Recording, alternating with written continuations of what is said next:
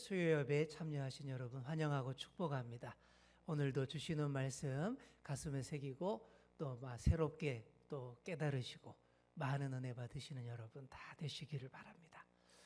자, 오늘 우리가 함께 살펴볼 성경의 식물은 로뎀나무입니다. 여러분, 로뎀나무 그러면 두말할 것 없이 바로 엘리야가 생각나죠. 그죠? 이게 생각 안 나면 아직 신앙 연륜이 오래 안 되신 분인 것이죠. 자, 그 나무 아래서 죽기를 구하였던 엘리야, 그 나무가 바로 로뎀나무입니다. 그 이야기가 오늘 말씀의 핵심이에요. 하지만 그 전에 먼저 성경에 나오는 이 로뎀나무에 대한 여러 자잘한 이야기들부터 먼저 다루고 엘리야의 로뎀나무 우리가 한번 살펴보도록 하겠습니다. 자, 우리 먼저 로뎀나무로 만든 숯불이 최고라고 합니다. 로뎀나무 숯.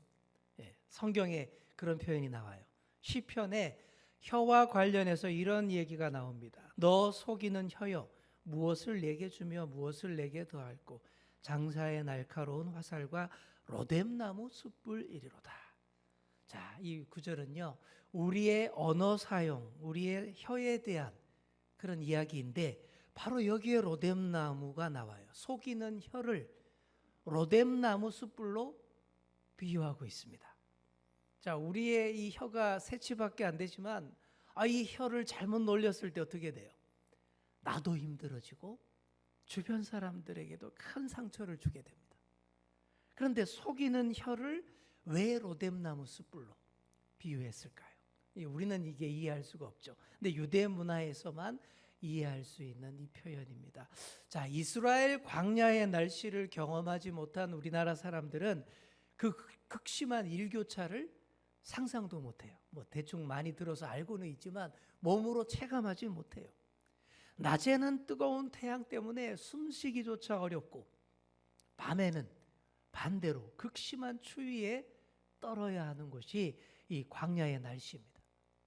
이런 광야 날씨를 경험해 보지 못한 사람이 40년 동안 광야길을 걸어온 이스라엘 백성들을 구름 기둥으로 불 기둥으로 인도하신 이 하나님의 특별한 은혜를 체감하지 못한다라는 거예요.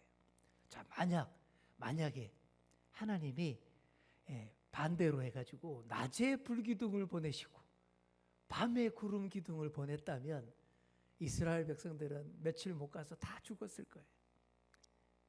낮에는 떠 죽고 밤에는 얼어 죽었을 겁니다. 지금도 이스라엘 광야에서 텐트를 치고 목축업을 하면서 원시적으로 살아가는 부족들이 있어요. 베두인들이라고 하는데요. 그들이 광야의 밤을 견뎌내는 것을 잘 보면 그들이 지난 수천 년 동안의 광야 생활의 지혜가 다 녹아 있습니다. 광야의 추운 밤을 견디는 노하우는 바로 로뎀나무 숯불에 있다고 합니다. 로뎀나무로 만든 숯에 거기다 불을 붙이고 그 숯불 위에다가 한 5cm에서 10cm 정도의 두께로 흙을 이렇게 덮어두면 그 위에다가 침상을 깔면 이 베두인식 맥반석 찜질 침대가 된다는 거예요. 그 위에서 잠을 자면 정말 따뜻한 그런 광야의 밤을 보낼 수 있답니다. 자, 그럴 수 있는 이유가 로뎀나무 숯이 굉장히 오래 타는 숯이기 때문이랍니다. 겉으로 볼 때 다 탄 것 같아도 부지깽이로 이렇게 뒤집어 보면 여전히 그 밑에서 계속 이 불씨가 남아 있고 타고 있다는 거예요. 그래서 탈무드에는 로뎀나무 숯불에 관한 이런 재미있는 표현이 있습니다. 초막절에 로뎀나무 숯불이 타는 것을 보고 간 사람이 6월절에 돌아왔는데도 그 숯불은 여전히 타고 있었다. 자, 이건 물론 이게 과장된 표현이에요. 진짜가 아니죠. 이스라엘에서 초막절은 10월이고 6월절은 이듬해 4월이에요. 그 반년은 주로 비가 내리지 거의 많이 내리는 우기입니다. 그 6개월 동안 화력을 유지할 수 있는 숯불이 세상에 어디 있겠습니까? 근데 왜 이런 말을 하냐 그러면 그 정도로 로뎀나무 숯불이 오래 탄다라는 그런 얘기입니다. 자, 이게 말도 안 되는 과장을 좀 싹 걷어내고 정확하게 말씀드리자면 로뎀나무 숯불은 3일 정도 탄다고 합니다. 이야, 이것도 엄청난 거예요. 그죠? 보통 우리가 아는 숯불, 그 피워놓으면 얼마 갑니까? 고기 구워 뭐 바베큐 파티 하려고 붙여놓으면 몇 시간 정도 하고 꺼지잖아요, 그죠? 예, 그러니 이 3일 간다 그러니까 이 로뎀나무 숯불은 숯불의 왕자라고 할 만합니다. 자, 우리 한국 사람들이 숯불구이 고기를 굉장히 좋아하는데 이 전문 숯불구이 식당에서 이런 로뎀나무 숯불을 수입해서 쓰면 대박 날 것이다 이런 생각이 들어요, 그죠? 예, 일단 수채 비용을 엄청 절감할 수 있지 않습니까? 저도 이 로뎀나무 숯불로 교회 옥상에서 바베큐 파티를 했으면 참 좋겠다 그런 생각을 했어요. 계속 타는 그 숯불 한 3일 동안 계속 타는 그 숯불 피워놓고 우리 교인들 다 그 3일 동안 다 만나면 다 만나고 그죠? 즐거운 잔치도 할 수 있고 신방도 충분히 할 수 있고 얼마나 좋겠어요, 그죠? 그런 생각을 해봅니다. 자, 그래서 시편 9절의 이 말뜻은요, 로뎀나무 숯불이 오래 타듯이 속이는 혀에서 나온 말은 그 폐가 아주 오래 간다라는 그런 뜻이에요. 이게 알고 보면 그런 뜻입니다. 속이는 혀에서 한번 나온 말은 주워 담을 수도 없고 로뎀나무 숯불처럼 오래오래 타오르면서 사람들을 괴롭히고 상처를 준다. 바로 그런 표현입니다. 이 시편 말씀은. 자, 다음으로 창세기에도 로뎀나무가 나와요. 자, 뭐 잘 발견 못하셨죠? 어떤 얘기냐 하면 아브라함의 아내 사라의 몸종이 누굽니까? 하갈 아시죠? 이 하갈이 아이를 갖지 못하는 사라를 대신해서 아브라함과 동침해서 아이를 가졌습니다. 이 사라가 조급해가지고 하나님의 약속을 기다리지 못하고 인간적인 방법을 써서 아브라함을 닥달해서 이런 결과를 얻었던 것이죠. 자, 그런데 이 사라의 몸종 하갈이 임신하자 어떻게 됩니까? 태도가 완전히 덜 변해버립니다. 자기가 안방마님 행세를 하는 거예요. 막 임신하여 부푼 배를 막 보란 듯이 사라 앞에서 흔들어 대면서 다니는 거예요. 그러다가 사라에게 약속의 자녀 이삭이 태어나고부터 이 문제가 본격화됩니다. 하갈의 아들 서자인 이스마엘이 정실 부인의 아들 이 이삭을 막 희롱했습니다. 이러면 뭐 쫓겨나는 거죠. 오래 갈 수가 없죠. 결국 하갈과 이스마엘은 아브라함 집에서 쫓겨나고 맙니다.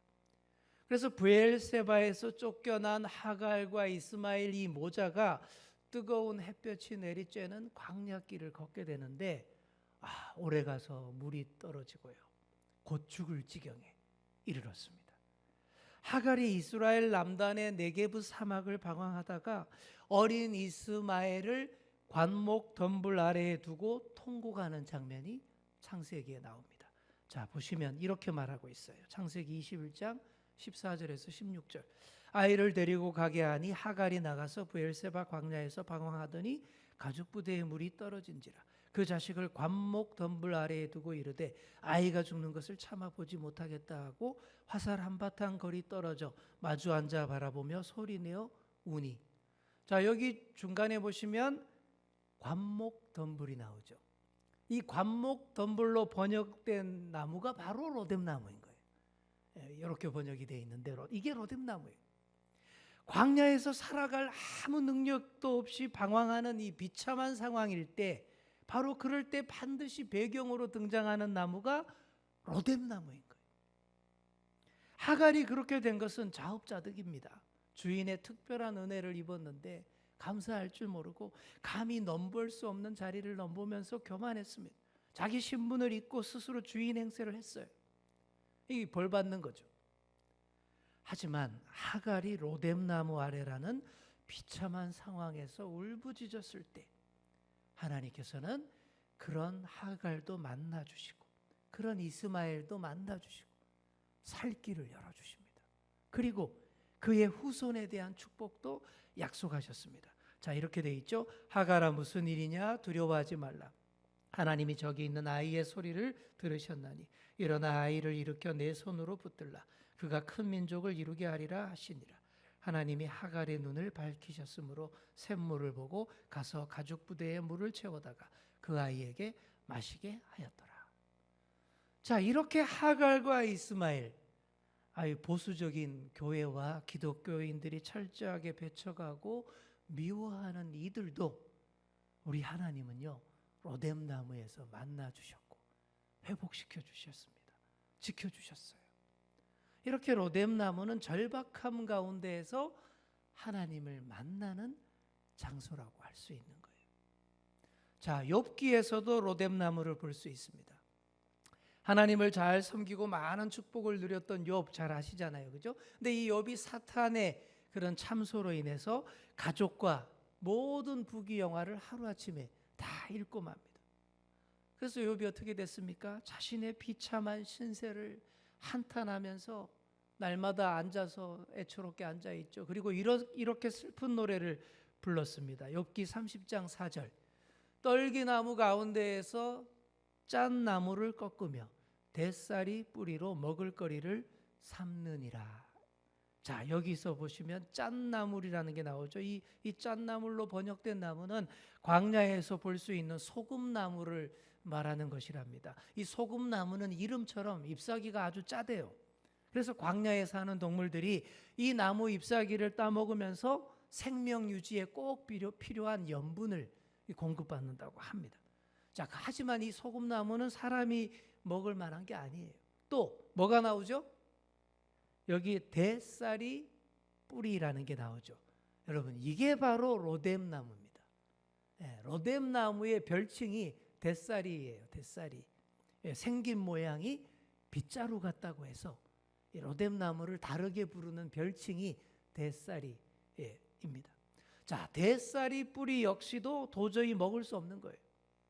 과거 우리 조상들은 보릿고개를 넘기려고 나무 껍질도 벗겨먹고 풀뿌리도 캐먹고 그랬지만 이 대쌀이 뿌리와 짠나물은 아무리 굶주려도 도저히 먹을 수 없는 그런 광야의 식물들이래요.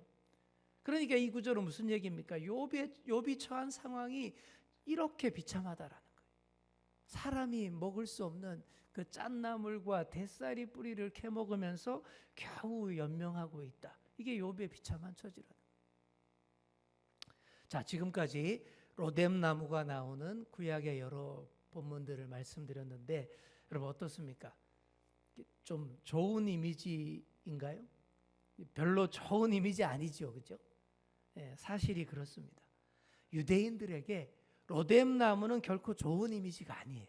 포도나무, 무화과나무, 감람나무 그러면 굉장히 좋은 이미지인데 로뎀나무 그러면 유대인들은 인상 박습니다.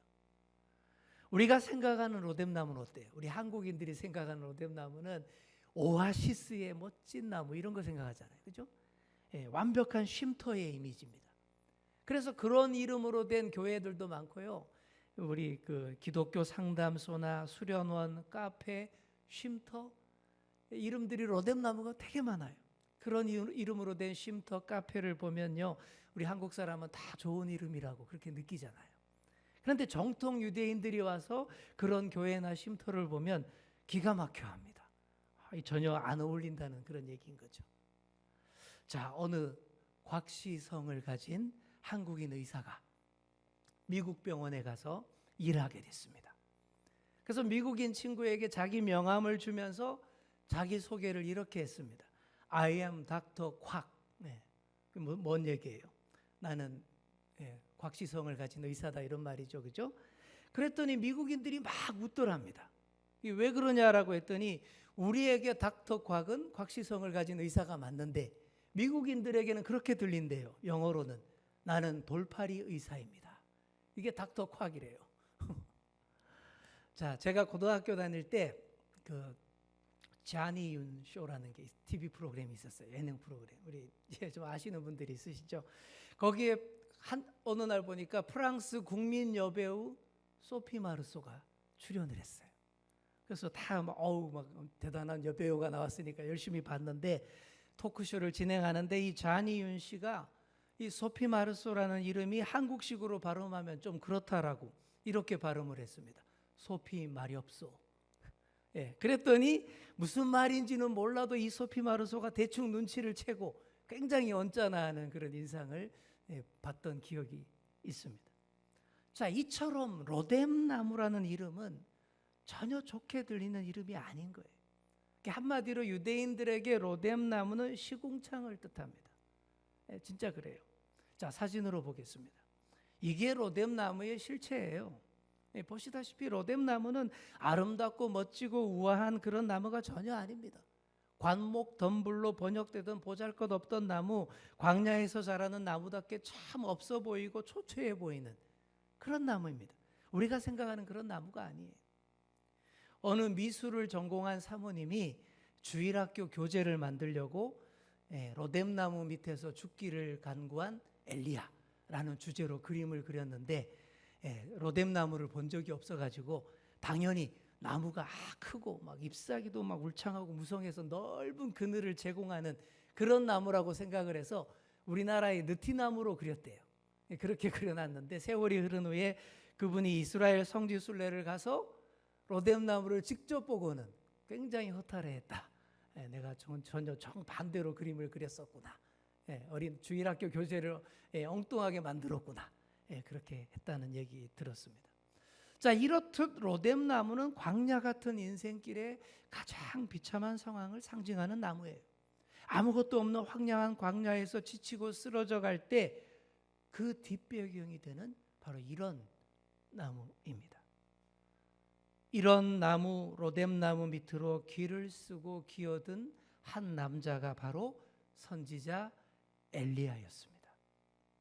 열왕기상 18장에서 갈멜산 대결을 승리로 이끈 이 엘리야의 모습과 19장 오늘 본문의 로뎀나무 밑에서 죽기를 간구하는 엘리야 모습, 하늘과 땅 차이입니다.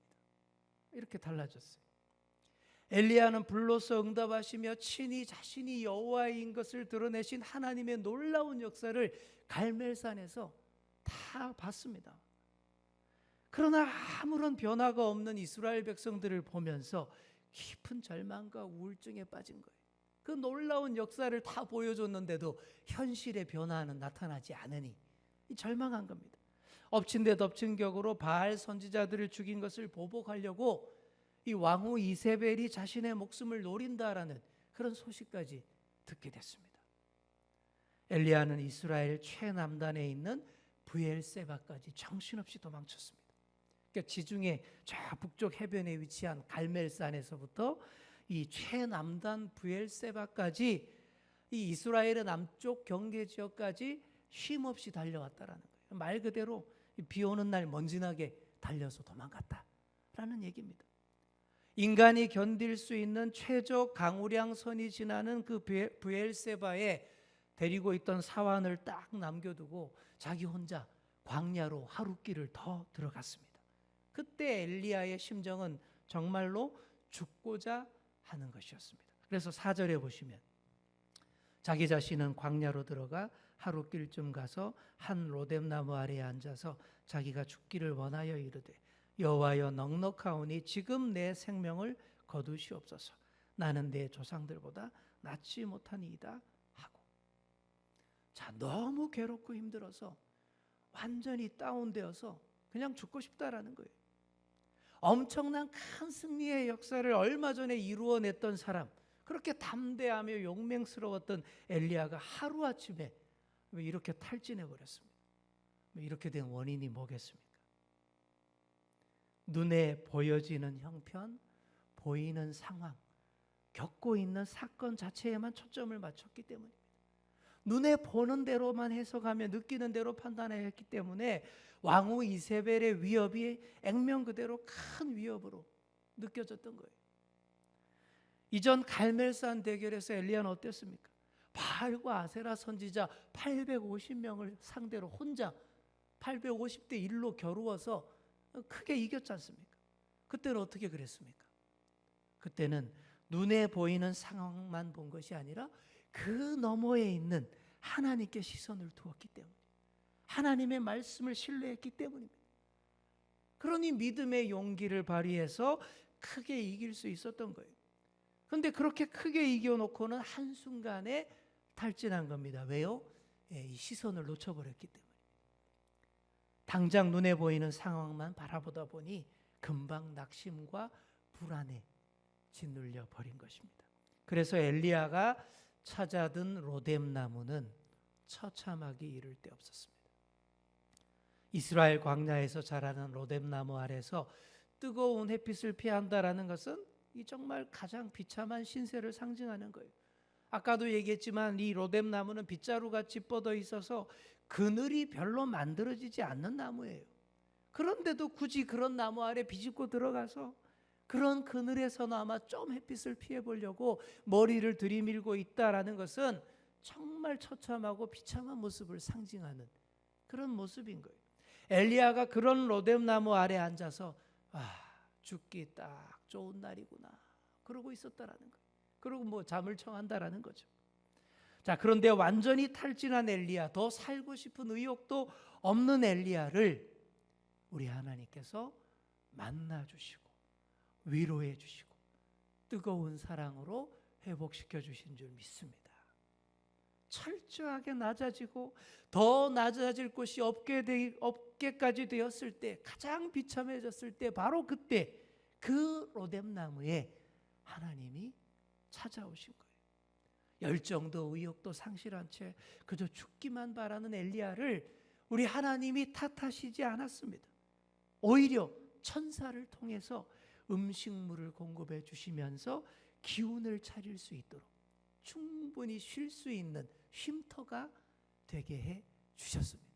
말도 안 되는 나무 아래에서 말도 안 되는 쉼을 허락하신 분이 우리 하나님이시라는 거예요. 자, 열왕기상 19장 5절에서 8절 말씀 보시기 바랍니다. 로뎀 나무 아래에 누워 자더니 천사가 그를 어루만지며 그에게 이르되 일어나서 먹으라 하는지라. 본즉 머리밭에 숯불에 구운 떡과 한 병 물이 있더라. 이에 먹고 마시고 다시 누웠더니 여호와의 천사가 또다시 와서 어루만지며 이르되 일어나 먹으라. 내가 갈 길을 다 가지 못할까 하노라 하는지라. 이에 일어나 먹고 마시고 그 음식물의 힘을 의지하여 40주 40야를 가서 하나님의 산 호렙에 이르니라. 자, 일단 먹고 자고를 반복했습니다. 여러분, 이게 제일 좋은 휴식 방법이 맞아요. 이보다 더 좋은 방법이 없습니다. 여러분도 탈진하시면요, 딴 일 하지 마시고 먹고 자고 하셔야 됩니다. 일단 우리 하나님이 엘리야에게 그렇게 하도록 하셨어요. 먹고 자고 푹 쉰 다음에 40일을 더 갑니다. 그렇게 간 곳이 바로 하나님의 산 호렙산이었어요. 아주 유명한 곳, 하나님의 임재가 확실한 장소 아닙니까? 거기에서 세미한 소리 가운데에서 하나님을 깊이 만나게 됩니다. 세미한 음성이 있기 전에 크고 강한 바람도 지나갔고 요란스러운 지진도 지나갔고 타오르는 맹렬한 불길도 있었지만 그 가운데서 하나님을 만난 게 아니에요. 그런 것들 다 지난 다음에 눈에 보이지도 않고 우렁찬 소리도 아닌 세미한 음성으로 엘리야를 만나 주셨습니다. 그 세미한 음성이야말로 엘리야에게 꼭 필요한 하나님의 임재였습니다. 조용조용하고 나긋나긋하고 부드러운 하나님의 사랑과 긍휼의 속삭임이 이 엘리야를 최종적으로 다시 일으키고 살렸습니다.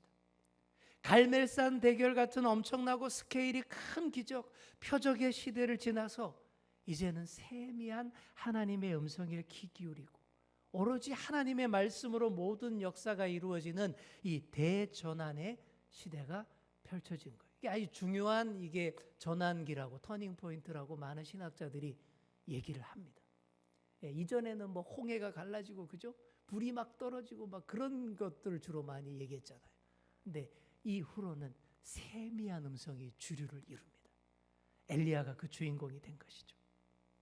세미한 음성으로 하나님을 만난 엘리야가 그 후로 완전히 회복돼서 역사적인 큰 일을 다 이루어냅니다. 나라들의 지도자들도 세우고 능력 있게 하나님 말씀을 전하고 바알에게 무릎 꿇지 않은 자들과 함께 일합니다. 그리고 자신의 후계자 엘리사도 세우게 되는 것이죠. 자, 그러니 이 로뎀 나무가 영 좋지 않고 비참한 이미지로 출발했지만 그 깊은 뜻을 알고 묵상하는 우리에게는 진정한 회복의 이미지가 맞는 거예요. 그래서 로뎀 나무 이름으로 된 쉼터나 수양원이나 상담소가 전혀 틀린 건 아닌 거예요. 그렇게 생각하면. 그냥 겉으로 보기에 화려하고 멋진 휴양지 쉼터, 가볍고 경박한 쉼터를 생각해서 로뎀나무라고 한다면 그건 아니지만, 이렇게 알고 이 깊은 뜻을 묵상할 줄 안다면 이 로뎀나무는 진정한 쉼과 회복의 상징이 맞는 겁니다. 이런 회복과 쉼의 과정, 이런 로뎀나무 아래 체험을 다 하시는 그런 여러분 다 되시기를 소망합니다. 사랑하는 성도 여러분, 지금 혹시 로뎀나무의 아래에 계십니까? 광야 깊은 곳까지 들어와 계십니까? 하나님의 세미한 음성을 반드시 들으시기 바랍니다. 그 세미한 소리, 그 부드러운 사랑의 속삭임이야말로 우리를 다시 살리고 회복해 하시는 바로 생명의 소리입니다. 그렇게 어려움과 탈진과 우울과 절망 가운데서도 다시 회복해 하시는 하나님을 만나는 깊이 있는 로뎀나무를 다 경험하시는 그런 저와 여러분 다 되시기를 간절히 축원합니다.